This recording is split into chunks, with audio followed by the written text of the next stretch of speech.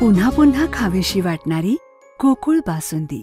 आज कोल्हापूर जिल्हा हा जो जगाच्या नकाशावर ओळखला जातो हा राजर्षी शाहूंच्यामुळं, कारण राधानगरीचं धरण असेल, महाराजांनी शिक्षणाशिवाय तरणोपाय नाही हे जे वाक्य होतं महाराजांचं की तुम्ही शिकलात, तर महाराजांनी शिक्षणाची सोय केली, शिक्षणाचा कायदा केला, त्याचबरोबरीनं मुलांना राहण्याची आणि जेवणात की मुलींनी शिकावं त्यांनी आपल्या स्वतः सुनबाईंपासून सुरुवात केली, इंदुमती राणी साहेबांच्यापासून त्यांना चांगल्या पद्धतीचं शिक्षण त्यांनी दिलं। मग ते घोडसवारी असेल, त्यांना जी आवड होती होम सायन्सची, महाराजांची इच्छा होती की इंदुमती राणी साहेबांनी मेडिसिन करावं, डॉक्टर व्हावं, आणि त्यांच्याबरोबर कृष्णा केळवकर आपल्याला नाव ऐकून माहिती असेल, या महाराजांची इच्छा होती। पण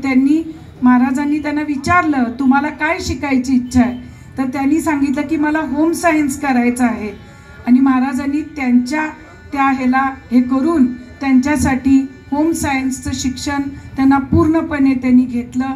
त्या गाडी उत्तमरित्या चालवायच्या, घोड्यावरती उत्तमरित्या बसायच्या, आणि त्या अतिशय चांगल्या आपण जे म्हणतो ॲडमिनिस्ट्रेटिव्ह त्यांच्यात क्वालिटीज ज्या होत्या त्या होत्या। म्हणजे आपली सून वयाच्या 13व्या वर्षी विधवा झाली आणि तिच्यासाठी महाराजांनी एवढं केलं, तर समाजातल्या आज आम्ही जे सगळे शिक्षण घेऊन इथं जे उभारून एवढा आम्ही सगळ्या मुली आज विविध क्षेत्रामध्ये पुढे जातोय कोल्हापूरच्या, हा आमच्या सगळ्यांवरती महाराजांचा आशीर्वाद तर आहेच।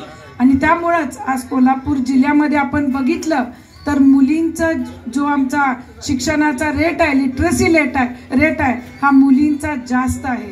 आज इथं मला खूप कौतुक करावंसं वाटतंय दादा, सागर दादा, तुमच्या गावच्या 2 मुलींनी IITची एक्झाम क्रॅक केली आहे, आणि खरंच भल्याभल्यांना ते जमत नाही, त्या मुलींचं खरंच कौतुक केलं पाहिजे। आज या गावच्या 2 मुली IITची एक्झाम क्रॅक करतात, आणि आज त्या मुली अजून 5 राऊंड आहेत बाळांनो, तुम्ही काळजी करू नका, तुम्हाला best of the best college मिळेल।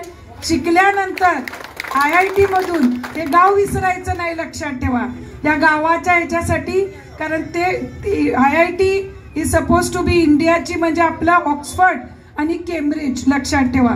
तर तुम्ही या गावासाठी कायम हे केलं पाहिजे, तुमचं योगदान राहिलं पाहिजे।